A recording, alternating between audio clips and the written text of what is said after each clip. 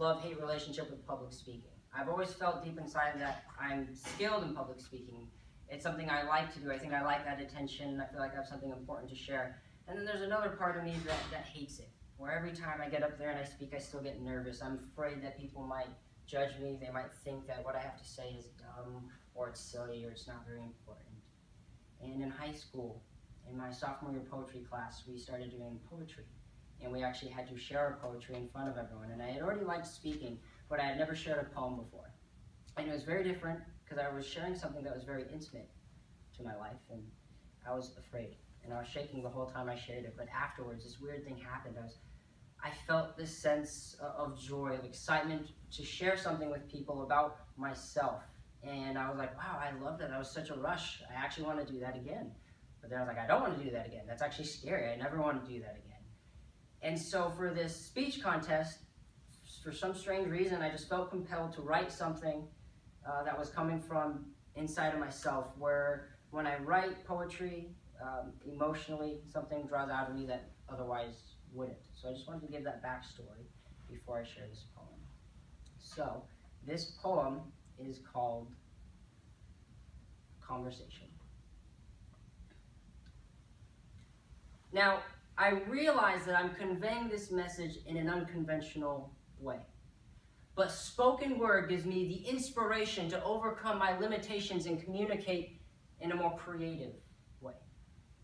For some reason, when I write down lines, I like to have them rhyme, but not all the time, because that gets repetitive. And it took me a while to develop my own style. See, I wanted to stand out, but I needed to blend in. I wanted to talk like her and dress like him, when in truth, I wasn't really comfortable in my own skin. And I hated the sound of my own voice. Does it really sound like that? Does it really get that high pitched? No. I just wanted to be authentic, to be true to myself. So I had to stop pretending to be someone else.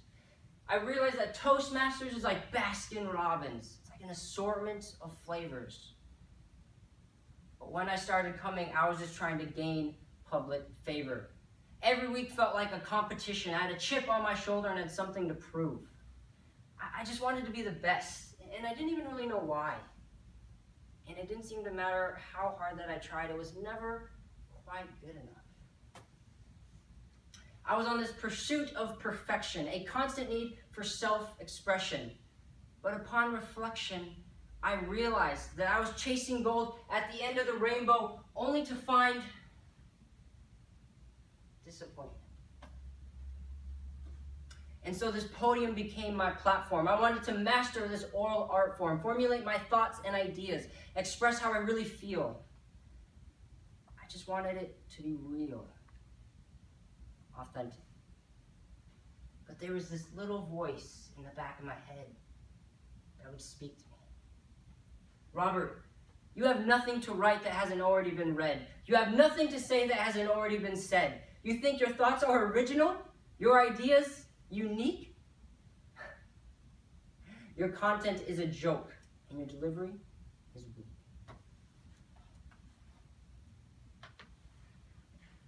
I knew I needed to get this little voice out of my head. I needed to change the conversation, and it would require concentration and dedication. But I made up my mind to confront that little voice in the back of my head. Robert, you are creative. Robert, your voice is powerful. Robert, your story matters. And at first, it took me a second to realize that Robert was speaking in third person.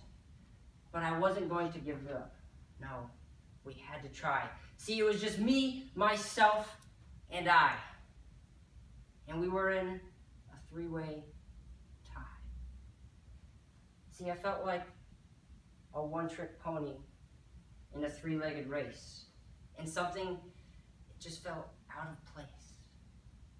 But I couldn't express it.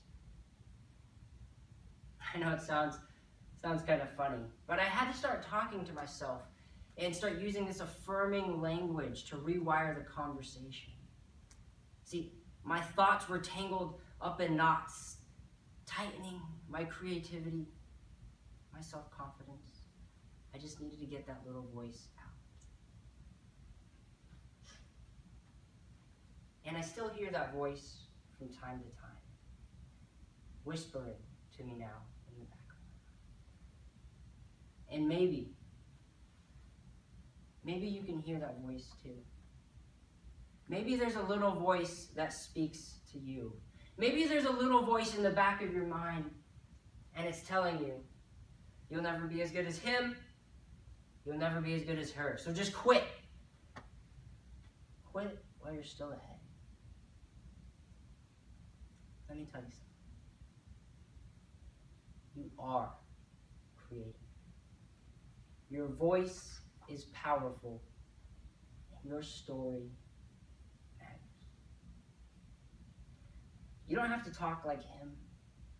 You don't have to sound like her. You definitely don't need to look like him, and you don't need to dress like her. Be yourself. Develop your own style. Authenticity is power, and vulnerability is liberating. It's time. It's time to silence the critic.